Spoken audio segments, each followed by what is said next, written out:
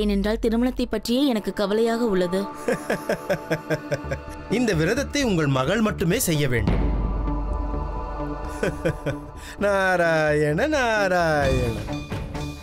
நன்றாக கவனியுங்கள். கொஞ்சம் இருங்கள்.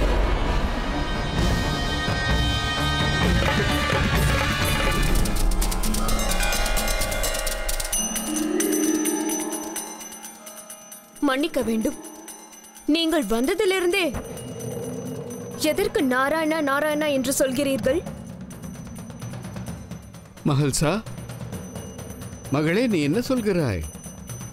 இது ஒரு சிவபக்தரின் வீடு.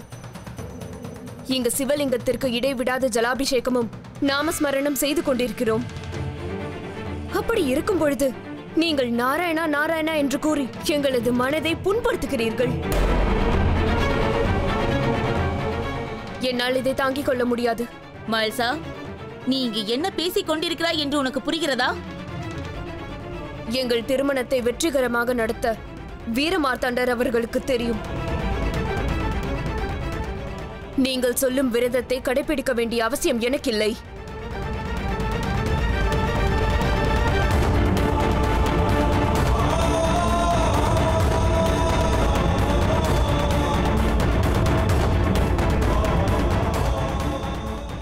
நான் உங்களுக்கு சொல்ல வேண்டியதை என்னால் சொல்ல இயலவில்லை.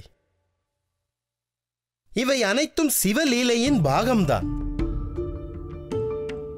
அவரது விருப்பத்திற்கு முன் நாம் அனைவரும் அதிர்ஷ்டமில்லாதவர்கள்.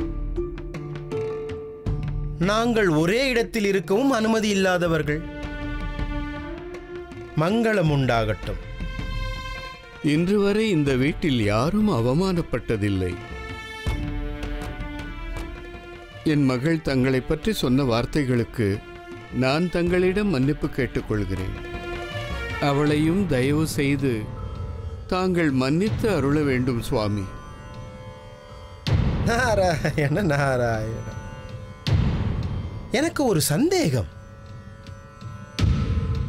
ஒரு சிவபக்தருடைய வீட்டில் விஷ்ணுவிற்கு உகந்த துளசி ஏன் இருக்கிறது?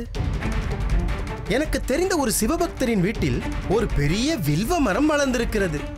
அதன் அடியில் ஒரு சிவலிங்கமும் இருக்கிறது. நாராயண நாராயண.